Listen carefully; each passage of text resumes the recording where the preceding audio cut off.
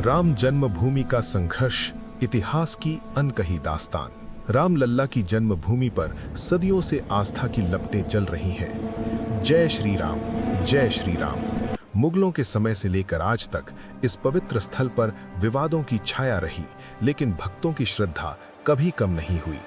सिख समुदाय के वीर योद्धाओं ने एक बार इस जगह पर कब्जा जमाकर राम की आराधना की, जिससे मुस्लिम पक्ष को अत्याचार का एहसास हुआ। 14 दिसंबर को विशेष सेवा का आयोजन होगा। मैंने कभी राम भक्तों पर हमला नहीं करवाया। ये सरकार राम के नाम पर बनी और राम के लिए समर्पित। राम लल्ला हम लौटेंगे, मंदिर यहीं खड़ा होगा। जय श्री राम, जय श्री राम, जय श्री राम। साल 1858 में भारत अभी 1857 की विद्रोह की राख से उबर ही रहा था। अंग्रेजों का शासन मजबूत हो चुका था और तभी अयोध्या में एक ऐसी घटना हुई जो इतिहास में अमर हो गई। नवंबर के महीने में बाबा फकीर सिंह खालसा के नेतृत्व में करीब 25 निहंग सिख योद्धाओं का समूह अयोध्या आया। उनका मकसद साफ था, राम जन्मभूमि पर आराधना करना, वो जगह जहां हिंदू समाज लंबे समय से मानता आया है कि यहीं भगवान राम का अवतार हुआ।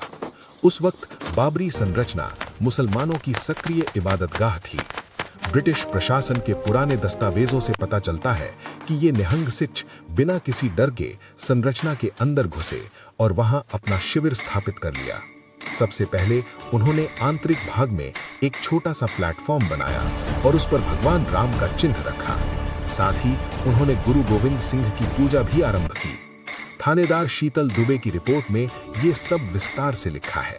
प्रमाण के रूप में ब्रिटिश कागजात बताते हैं कि सिखों ने दीवारों पर चारकोल से राम राम उकेर दिया। ये उस दौर के लिए बेहद साहसपूर्ण और अप्रत्याशित कदम था। फिर उन्होंने भगवा झंडा लहराया। उनके लिए ये जगह महज एक इमारत नहीं, बल्कि आस्था का पवित्र केंद्र थी। कई दिनों तक वहां हवन और पूजन चलता रहा। निहंगों ने पूरे इलाके को ऐसे संभाला जैसे किसी पवित्र स्थल की रक्षा कर रहे हो। ये घटना नवंबर के आखिरी हफ्ते 22 से 30 तारीख के बीच हुई। मामला बढ़ा तो 30 नवंबर 1858 को शायद मोहम्मद खातिब ने ब्रिटिश अधिकारी से शिकायत की कि मस्जिद के अंदर राम नाम लिखा है और पूजा और हवन हो रहा है कि हिंदू लोग अंदर शायद मोहम्मद खातिब ने ब्रिटिश अधिकारी से शिकायत की कि मस्जिद के अंदर राम नाम लिखा है और पूजा और हवन हो रहा है। पर सीधा अन्याय है। शिकायत पर कार्रवाई हुई और ब्रिटिश अधिकारियों ने बल प्रयोग से निहंग सिखों को बाहर निकाला। इस घटना के बाद पहली बार मंदिर मस्जिद के बीच बाड़ लगाई गई ताकि दोनों पक्ष अलग अलग अपनी पूजा इबादत कर सकें। लेकिन ये सिर्फ एक लंबे विवाद की शुरुआत थी। इसके बाद 1885 में महंत रघुवर दास ने मंदिर बनाने के लिए रघुवर दास ने पहला ब्रिटिश कोर्ट में मुकदमा दायर किया। ब्रिटिश कोर्ट ने इसे रद्द कर दिया। फिर कई सालों तक दोनों तरफ शांति रही, लेकिन ये तूफान से पहले की खामोशी थी, क्योंकि अब इतिहास बदलाव की राह पर था।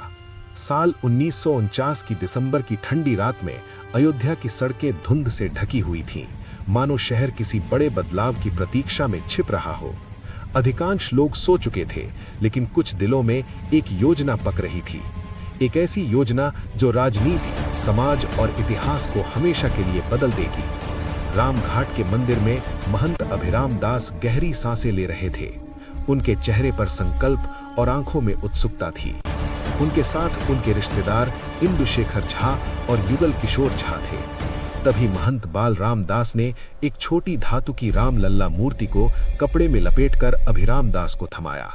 बाल राम दास ने धीमी आवाज में कहा, ये रात इतिहास गढ़ेगी, लेकिन कोई इसे समझ नहीं पाएगा। जाओ, वक्त आ गया है। अभिराम दास और उनके साथी चुपचाप संरचना की ओर बढ़े। अंधेरा उनकी ढाल बना। इस्माइल ने आवाज सुनी और पूछा, कौन है? तभी दरवाजा धकेलकर 5 साधु अंदर घुसे। इस्माइल ने रोकने की कोशिश की, झगड़ा हुआ, धक्का मुक्की में वे गिर पड़े और नापाक जगह कहकर चले गए। अभिराम दास ने ताला तोड़ा, मुख्य गुंबद के नीचे पहुंचे, जहां राम का जन्मस्थान माना जाता है, और घुटनों पर बैठकर मूर्ति स्थापित कर दी। उस रात संरचना बदल रही थी, मंदिर की शक्ल ले रही थी, जबकि बाहर अयोध्या सो रही थी। उसी समय गोपाल सिंह विशारद रात 1:30 बजे पोस्टर छपवा रहे थे, जिन पर लिखा था, राम लल्ला अवतरित हो चुके हैं। इतिहास बन रहा था और फैलने को तैयार था। अगली सुबह 23 दिसंबर को 5:30 बजे अफवाह फैल चुकी थी। अयोध्या के लोग सुनते ही कि संरचना में राम प्रकट हुए हैं तो हजारों की भीड़ उमड़ पड़ी।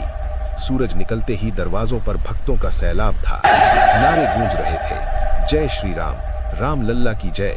सुबह 8 बजे पहली एफआईआर दर्ज हुई, जिसमें अभिराम दास, रामचंद्र दास, परमहंस, महंत वृंदावन दास आदि के नाम थे। तभी ताला लगाने का आदेश हुआ।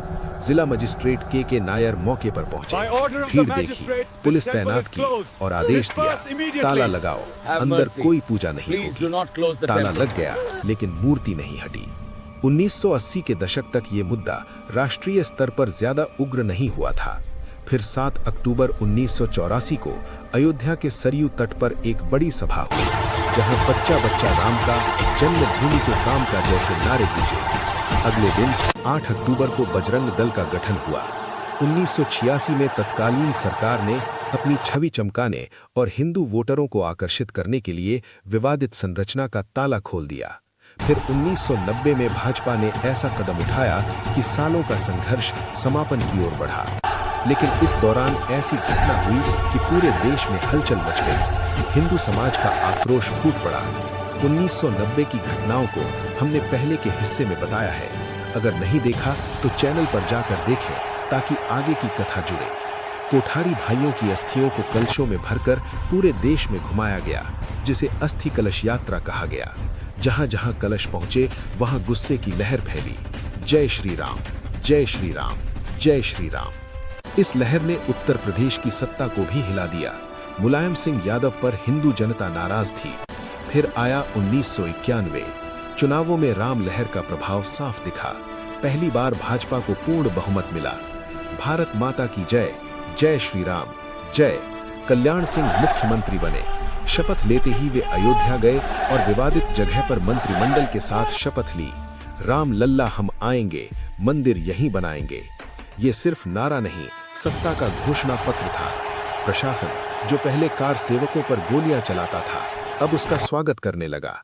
लेकिन मंदिर बनाना आसान नहीं था, क्योंकि केस कोर्ट में था। कल्याण सिंह सरकार ने चालाकी से कदम उठाया। 1991 के अंत में विवादित जगह के सामने 2.77 एकड़ जमीन अधिग्रहित की। कागजों में वजह पर्यटन विकास बताई, पार्क और सुविधाएं, लेकिन हकीकत में उस जमीन को समतल किया गया, छोटी इमारतें हटाई गईं और एक बड़ा मैदान तैयार किया गया। इतिहासकार कहते हैं कि अगर वो मैदान न होता तो लाखों की भीड़ इकट्ठा होना मुश्किल था। वो राम कथा पार्क वास्तव में राम की सेना का मंच बन गया। नवंबर में विश्व हिंदू परिषद ने घोषणा की, 6 दिसंबर को फिर कार सेवा। दिल्ली में प्रधानमंत्री पीवी नरसिम्हा राव चिंतित थे। सुप्रीम कोर्ट ने पूछा तो कल्याण सिंह ने हलफनामा दिया कि कार सेवा सिर्फ प्रतीकात्मक होगी, भजन कीर्तन, कोई निर्माण नहीं, संरचना को कोई नुकसान नहीं।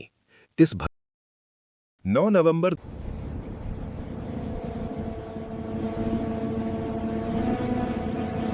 शहर के बाहरी इलाके में कार सेवकपुरम बसाया गया।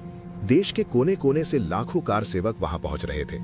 5 दिसंबर तक कार सेवकपुरम और आसपास के क्षेत्रों में जन सैलाब उमड़ पड़ा था। देश के कोने कोने से आए भोजन और रसद के भंडारे चल रहे थे। ये केवल भीड़ नहीं थी, ये एक अनुशासित सेना थी जो अपने धर्म और संस्कृति की रक्षा के लिए तत्पर थी। केंद्र सरकार और सुप्रीम कोर्ट के दबाव के बावजूद मुख्यमंत्री कल्याण सिंह ने एक ऐतिहासिक निर्णय लिया। उन्होंने प्रशासन को स्पष्ट आदेश दिया, कार सेवकों पर गोली नहीं चलेगी। वे जानते थे कि 1990 का पाप दोबारा नहीं दोहराया जा सकता। उन्होंने सत्ता को दांव पर लगा दिया, लेकिन राम भक्तों का रक्त नहीं बहने दिया। 6 दिसंबर 1992, गीता जयंती का पवित्र दिन। अयोध्या में कड़ाके की ठंड थी, लेकिन लाखों कार सेवकों के नारे लग रहे थे, जय श्री राम, जय श्री राम, जय श्री राम, जय श्री राम। सुबह करीब 10:30 बजे लालकृष्ण आडवाणी, मुरली मनोहर जोशी और अशोक सिंघल जैसे नेता राम कथा कुंज के मंच पर पहुंचे। भाषण शुरू हुए, भीड़ का उत्साह बढ़ता जा रहा था। घड़ी की सुइयां 11:45 पर पहुंची। अचानक कुछ कार सेवकों के एक जत्थे ने सुरक्षा घेरा तोड़ दिया। बनाए रखो, पीछे हटो, पीछे हटो, शांत रहो, आदेश है। दोपहर के 12 बजते एक युवक गुंबद के ऊपर दिखाई दिया। हाथ में भगवा झंडा था। राम राम राम राम राम राम राम राम राम राम राम राम। देखते ही देखते हजारों लोग रस्सियों और सीढ़ियों के सहारे गुंबदों पर चढ़ गए। जय श्री राम, जय श्री राम, जय श्री राम, जय श्री राम, जय श्री राम, जय श्री राम, जय श्री राम। कुदाले चलने लगी। 464 साल पुराना ढांचा ठीक उसी तरह हथौड़ों के नीचे दरकने लगा जैसे बाबर ने राम मंदिर को दरखवाया होगा। पर पहला गुंबद गिरा। दोपहर 3:30 बजे दूसरा और शाम 4:45 पर तीसरा गुंबद भी जमीन दोज हो गया। सूरज ढलने के साथ ही बाबरी मस्जिद इतिहास बन चुकी थी। लेकिन काम अभी खत्म नहीं हुआ था। उसी मलबे के ढेर पर हमारे कार्य सेवकों ने ईंटें जोड़कर टेंट लगाकर वहीं पर एक अस्थायी मंदिर बनाया और श्री राम लल्ला की मूर्तियों को वहीं उसी स्थान पर पुनः स्थापित कर दिया और पूजा शुरू हो गई। काफिरों ने बाबरी मस्जिद तोड़ दी है, चलो चलो जल्दी। शाम तक लखनऊ के सत्ता गलियारों में हलचल तेज थी। तत्कालीन मुख्यमंत्री कल्याण सिंह ने घटना की नैतिक जिम्मेदारी लेते हुए शाम 5:30 पर ही अपना इस्तीफा राज्यपाल को सौंप दिया। उन्होंने साफ कहा कि उन्होंने इसीलिए कार सेवकों पर गोली न चलाने का आदेश दिया था ताकि बड़ा रक्तपात टाला जा सके। विध्वंस के बाद उत्तर प्रदेश में राष्ट्रपति शासन लागू हो गया, लेकिन बाहर दंगों की आग भड़क उठी थी। मुंबई से लेकर कानपुर तक सांप्रदायिक हिंसा की लहर दौड़ गई, जिसमें करीब 2000 लोगों को अपनी जान गंवानी पड़ी। अंतर्राष्ट्रीय स्तर पर भी इसकी भारी प्रतिक्रिया हुई और पाकिस्तान व बांग्लादेश में मंदिरों को निशाना बनाया गया। इसके बाद शुरू हुआ दशकों लंबा विधिक संघर्ष। 1993 में केंद्र सरकार ने विवादित परिसर सहित 67 एकड़ भूमि का अधिग्रहण कर लिया। भगवान रामलला एक अस्थायी तंबू में विराजमान रहे, जहां वे करीब 28 सालों तक रहे। इस बीच लिब्रहन आयोग की जांच चली और सीबीआई कोर्ट में कल्याण सिंह सहित कई नेताओं पर मुकदमा भी चला।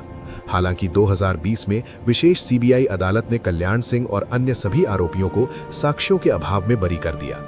9 नवंबर 2019 को भारत के सुप्रीम कोर्ट ने ऐतिहासिक अयोध्या राम मंदिर विवाद पर फैसला सुनाया था, जिसमें विवादित भूमि राम मंदिर निर्माण के लिए ट्रस्ट को सौंपी गई और मस्जिद के लिए अलग से 5 एकड़ जमीन देने का आदेश दिया गया, जिसने सदियों पुराने विवाद को सुलझाया और रामलला के पक्ष में निर्णय दिया। अगस्त 2020 में प्रधानमंत्री नरेंद्र मोदी ने भूमि पूजन कर मंदिर की नींव रखी। मुख्यमंत्री योगी आदित्यनाथ की देखरेख में अयोध्या का कायाकल्प शुरू हुआ और रामलला को तंबू से निकालकर पहले एक फाइबर के मंदिर में और फिर मुख्य मंदिर के करीब लाया गया। और फिर आई वो ऐतिहासिक तारीख 22 जनवरी 2024। प्रधानमंत्री मोदी और मुख्यमंत्री योगी की मौजूदगी में नवनिर्मित भव्य मंदिर के गर्भगृह में रामलला की प्राण प्रतिष्ठा हुई। तंबू से भव्य महल तक का ये सफर दशकों के संघर्ष और करोड़ों लोगों की आस्था की जीत का प्रतीक बन गया। और 2025 में मंदिर परिसर के निर्माण कार्य पूरे होने और इसकी पहली वर्षगांठ पर 25 नवंबर 2025 को धर्म ध्वज फहराया गया, जो निर्माण पूरा होने का प्रतीक था।